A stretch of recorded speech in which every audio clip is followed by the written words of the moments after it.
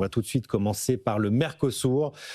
Après l'annonce d'Emmanuel Macron hier, il votera non. On a eu tous les tracteurs à les défiler, toute la colère agricole qui est venue se déverser sur Paris hier. Emmanuel Macron, un peu contraint de dire non, car lui pense probablement que le Mercosur est un bon accord, mais la situation politique est telle en France que la France sera contre l'Europe dans ce vote aujourd'hui.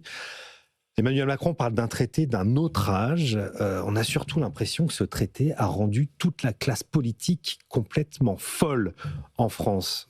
Est-ce que c'est aussi votre avis Denis Père, je commence avec vous. Oui, mon avis, c'est que la population agricole française, elle est effectivement en crise majeure du fait de problèmes français d'abord, de problèmes de compétitivité, de problèmes de surtransposition de directives européennes, qui ont continué ces dernières années sans interruption, sur la betterave, sur la noisette, où on interdit. On a perdu beaucoup de filières comme ça. On a perdu beaucoup de filières comme ça. On était le deuxième exportateur mondial il y a 25 ans. On vient de passer cette année à un milestone important où on est plus excédentaire. On l'était plus que grâce aux vins et spiritueux. On l'est plus du tout. On est déficitaire alors qu'on est un très grand pays agricole historiquement. Les Pays-Bas, qui sont 14 fois plus petits que nous en surface, exportent beaucoup plus que nous. Donc on a un problème fondamental en France qui est le problème français. En fait, l'agriculture, c'est le reflet du mal français, du drame français, d'un pays suradministré, d'un pays surfiscalisé. Et les produits agricoles, c'est des produits qui se différencient très difficilement. C'est très commodity. Une betterave ou une noisette, c'est très compliqué de la différencier d'un pays à l'autre. Et donc, quand on interdit les produits phytosanitaires, qu'on fait chuter le rendement et qu'on a en plus des coûts bien plus élevés. L'Institut Molinari a montré il n'y a pas très longtemps qu'on payait 35% des impôts de production européens pour 18% de la production agricole européenne. Donc, on a 2 fois plus de taxes proportionnellement que les autres. Donc, tout ça explique une crise agricole qui est majeure. Et donc, le moindre accord de libre-échange susceptible de la déstabiliser un peu plus est perçu comme effectivement quelque chose de scandaleux, inacceptable, même si en l'occurrence c'est probablement pas le cas. C'est vrai que ces polémiques, Ryan Neza, on les a à chaque fois sur ces traités de libre-échange. On l'a connu avec le CETA il y a quelques années, qui était le traité de libre-échange avec le Canada. Pourquoi les Français sont-ils aussi réticents à ces traités de libre-échange qui sont a priori plutôt positifs pour l'économie, Alors, Denis Père nous dit c'est à cause du mal-être français, de cause française. Votre analyse là-dessus? Oui, non, c'est vrai que le CETA, qui était, si on se souvient, l'accord conclu entre l'Union européenne et le Canada, il y avait eu les mêmes débats, en fait.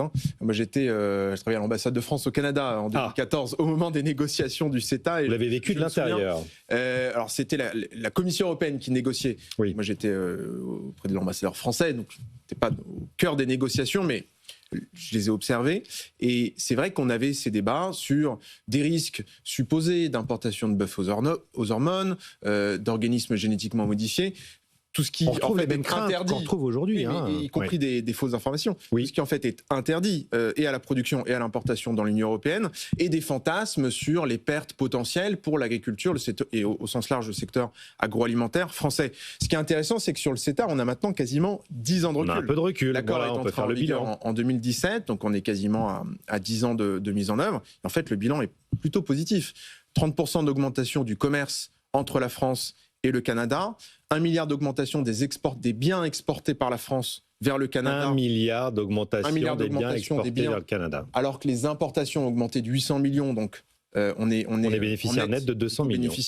Sur les services, on a un excédent de 1,1 milliard d'euros, la France, par rapport au Canada aujourd'hui. On a doublé les exportations depuis l'entrée en vigueur du CETA. Donc la France est globalement gagnante. Et il y a des secteurs, typiquement les vins, le champagne, les spiritueux, les fromages, qui ont bénéficié de cet accord. Il y a d'autres secteurs qui sont plus en difficulté, typiquement le bois, le carton ou le. C'est-à-dire qu'il y a eu des gagnants. Donc, il y a eu des gagnants et des perdants. C'est là où je veux en venir pour terminer sur le Mercosur, c'est qu'il y a toujours des gagnants et des perdants sur un accord commercial. Il faut aussi être honnête, vous appeliez à la raison. Oui. Si on est rationnel, il faut regarder les plus et les moins. Oui. Globalement, le Mercosur n'est ni l'opportunité commerciale du siècle, si je puis dire, ni ce qui va en effet tuer l'agriculture française. On sait combien ça peut rapporter au niveau macroéconomique pour la croissance? Aujourd'hui, pour la France, c'est 5 à 6 milliards d'euros d'exportation, la zone Mercosur. On ne va pas doubler, mais mettons qu'il y ait une augmentation de 50%, ce que je dis est arbitraire. Oui. C'est potentiellement 2,5 milliards, 3 milliards de hausse d'exportation. Oui, donc c'est 0,1 point de PIB, quoi. Voilà, c'est un impact qui n'est pas nul.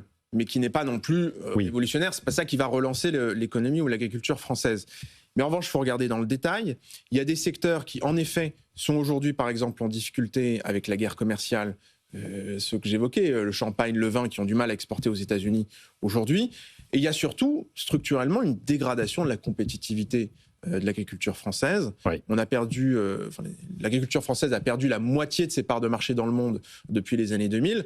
Et donc, c'est pas le Mercosur qui l'agriculture, non mais c'est important, pas le Mercosur qui va les résoudre. L'agriculture française a perdu la moitié de ses parts de marché à l'international. En gros, on est passé de 9% à 5%, j'arrondis les chiffres, des exportations dans le monde. Oui. Bon, on est en train de vivre, Ludovic de Sauté, exactement la même histoire que ce qu'on a connu sur le CETA, c'est-à-dire instrumentaliser les peurs sur le bœuf aux Normandes qui reste interdit quand même sur le sol européen, parler d'invasion de viande brésilienne ou argentine, alors qu'on parle de 1,2% de la consommation totale du bœuf en Europe. C'est vraiment les mêmes ressorts qui se jouent là. C'est les mêmes ressorts, et je rebondis sur ce que disait très justement Denis à l'instant. Ce sont non seulement les mêmes ressorts, mais c'est les mêmes symptômes qu'on a rencontrés sur l'industrie, ainsi de suite, ainsi de suite. En fait, et là, la France, qui est dans une posture politique, j'allais dire, là, c'est la journée Astérix-Obélix. C'est-à-dire que c'est le village gaulois. Non, mais on y est. C'est-à-dire que c'est le village gaulois d'un pays qui commence à ne plus être de son époque, très sincèrement, au plan économique. Après, je rajoute un éclairage, parce que ce que disait Denis à l'instant est très juste sur les questions de compétitivité, la structuration, on va dire, du monde agricole français. Il y a aussi, parce que c'est ça aussi la France, des erreurs historiques faites. C'est-à-dire, quand on décide, il y a 25 ans, que la stratégie française, c'est une montée en gamme, en gros, de devenir le Coco Chanel de la Batavia, il y a un moment, ça a été une erreur manifeste. C'est une erreur. Ce pays a fait une erreur. Ça a été une erreur, on n'a pas réussi... Non, c'est une erreur. C'est-à-dire que c'est une erreur parce que 98% de la consommation de la Batavia va se jouer sur le prix. Oui. Et honnêtement, Denis le disait très justement, c'est des produits qui sont très durs à différencier. Vous achetez un smartphone, vous pouvez comprendre qu'il y a des différences en termes de fonction. Oui, et d'innovation, plus que sur une salade, on est d'accord. Il y a des différences. Il y a des différences. Il peut y avoir des différences pour la santé, mais qui se payent à long terme. Oui. Il y a des différences de production, mais vous ne les voyez pas en achetant la Batavia. Oui, la fin du mois prédomine en général dans ce genre d'arbitrage. Il y a une erreur stratégique qui a été faite dans ce pays. On va finir par se demander à quoi servait le commissariat au plan, parce que ces erreurs, on les voit à répétition, et elles sont importantes. C'est-à-dire de se dire que la France, parce que le luxe, parce que pays de la gastronomie et autres, pouvait se permettre une stratégie différente de montée en gamme, extrêmement poussée par le vin spiritueux, qui marche comme ça, en partie, mais c'est un ressort sur lequel, une fois de plus, ramener la Batavia, il ne fonctionne pas. Voilà, donc il faut gérer ça, il faut l'expliquer, et à nouveau, on n'est pas dans la pédagogie, on n'est pas dans l'explication, on n'est pas dans le dialogue avec le monde agricole, on n'est pas en train d'expliquer qu'il y a un virage et qu'on devrait se serrer les coudes et se projeter dans le monde qui vient. Denis Père. C'est extrêmement juste. Et effectivement, c'est plus facile pour la classe politique de trouver un bouc émissaire facile, comme le Mercosur, en disant « Ah, le danger, c'est le Mercosur, le problème, c'est le Mercosur ». Le problème, il est chez nous. Et il est effectivement compliqué à résoudre. Parce que le problème, c'est effectivement des erreurs stratégiques. Et puis, c'est aussi tout le poids de l'État, c'est le poids des charges, c'est le poids des impôts, c'est la nécessité de réformer tout ça. Et ça, c'est très compliqué. Aucun homme politique français a envie d'en parler. Et puis, c'est quand même aussi, et ça, c'est plus facile à résoudre quand même, c'est, encore une fois, c'est surtransposition de directives européennes où nos dirigeants agricoles français considèrent que certaines molécules doivent être interdites chez nous, et donc l'interdit chez nous, plutôt que d'aller convaincre. Ce qu'ils devraient faire, c'est d'aller convaincre leurs homologues au niveau européen, en disant, écoutez, nous, on pense qu'il y a un vrai sujet, pour des raisons scientifiques, on prouve qu'il y a tel et tel problème, et donc au niveau de l'Europe, de ce grand marché unifié sans droit de douane, on décide d'interdire ces molécules. Mais en le faisant que chez nous, on crée un déséquilibre concurrentiel qui est absolument majeur, et donc on met nos agriculteurs dans une situation qui est juste intenable, intenable. Et donc, il faut arrêter ça d'urgence. Et ça, c'est pas difficile quand même. Ça, c'est pas difficile à faire. Et ça n'a pas été. Ça demande du courage. Mais ça demande juste un peu de courage. Et juste pour nuancer sur un point, néanmoins, concernant la réaction des politiques en France. Il y a eu un débat, notamment porté par le président de la République, sur la question des clauses miroirs. Est-ce qu'on peut pas, dans ce traité qui est le Mercosur, introduire des protections pour éviter un dumping sur un certain nombre de normes sanitaires, environnementales, sociales? Ce débat est quand même un débat légitime pour se dire que le libre-échange est créateur de richesse, mais encore faut-il que ce soit un libre-échange loyal, fondé sur des règles qui soient partagées. Mais est-ce qu'on n'a pas obtenu gain de cause sur tous ces débats, nous, en grande partie, pas en totalité, mais en grande partie. Mais je veux dire, c'est pas la même chose de dire on est exigeant, nous la France au niveau européen, et on veut pousser au plus loin la protection des agriculteurs dans le cadre d'un accord, que de dire de façon, et c'est effectivement ce qui a été dit par une grande partie de la classe politique française, de façon, je dirais, plutôt dogmatique, on est contre l'accord par principe. Oui. C'est juste cette nuance qu'il faut introduire, et il y a eu quand même dans le débat, si on est honnête, deux positions un petit peu différentes entre, et je ne vais pas les nommer, vous les connaissez, les partis politiques en question, mais entre des partis politiques qui ont été par principe contre l'accord dès le début. C'est très transpolitique, c'est-à-dire que de l'extrême gauche à l'extrême droite, on a quand même vu toutes les réactions de la France insoumise à LR jusqu'au Rassemblement national, avoir des positions. Mais ce que dit Ryan est important, parce que Ludovic de Sauté. Ok, on a le contexte politique de ce pays. Mais néanmoins, il y avait une occasion, et qui aurait créé des vagues, de faire un acte pédagogique au travers du fait de dire on ratifie le Mercosur.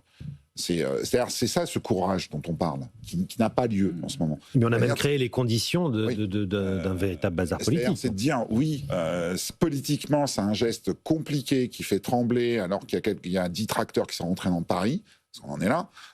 Mais il ne parle pas que du Mercosur, tous les sujets qu'on évoque. Mais de toute une filière qui est en souffrance, et je le dis vraiment avec empathie. Mais il y avait une occasion, justement, peut-être en gérant des vagues, peut-être en ayant une séquence compliquée. On sait que l'hiver est toujours un moment un peu compliqué en agriculture. Voilà, ok, c'est la vie. Dans quelques semaines, il y a le salon de l'agriculture. Il y avait l'occasion de provoquer ce débat, mais à nouveau, on pointe la fragilité politique de ce pays. Le désalignement, c'est-à-dire finalement le risque derrière, de se dire, oui, mais là, si en plus le monde agricole s'enflamme, alors là, déjà qu'à l'Assemblée, on n'arrive pas à faire un budget, qu'est-ce qu'on va faire ensemble ? Voilà. Si vous avez des questions, des réactions, n'hésitez pas sur mon compte Twitter, @legenra, LEGVNRA. Denis Père. Oui, moi je voulais ajouter aussi que ce qui est dommage, c'est que cet accord Mercosur, c'est peut-être un des premiers bons accords de libre-échange qui tient compte des déséquilibres, effectivement, de normes. On a pris le temps de le négocier, en tout cas, 25 ans de négociation. 99, effectivement.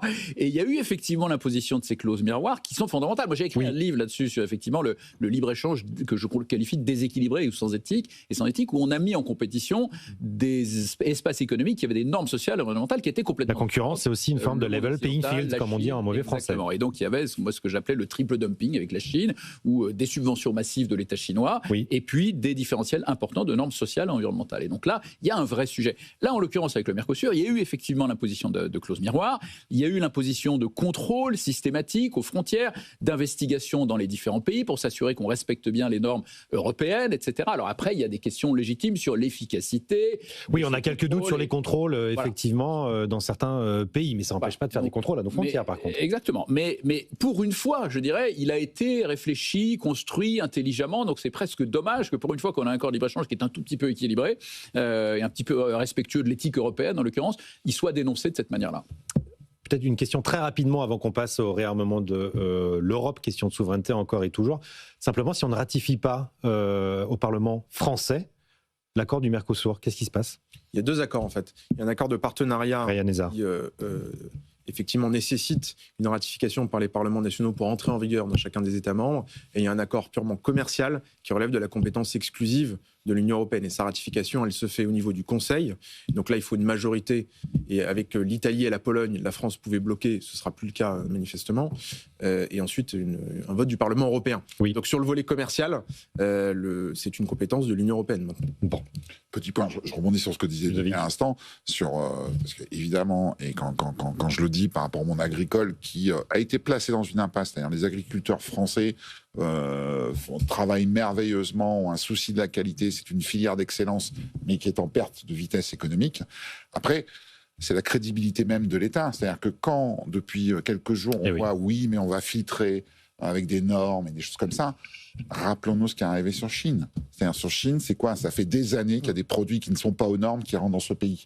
Donc, il y a un moment, c'est la crédibilité aussi de l'action de l'État qui est interrogée. C'est-à-dire que quand l'État dit « oui, mais on va filtrer les cerises qui ont ça, ça, ça et ça », aujourd'hui, l'histoire récente nous montre que la capacité des services publics à arrêter les choses, à les contrôler, elle est extrêmement faible. Donc le débat est extrêmement mal posé.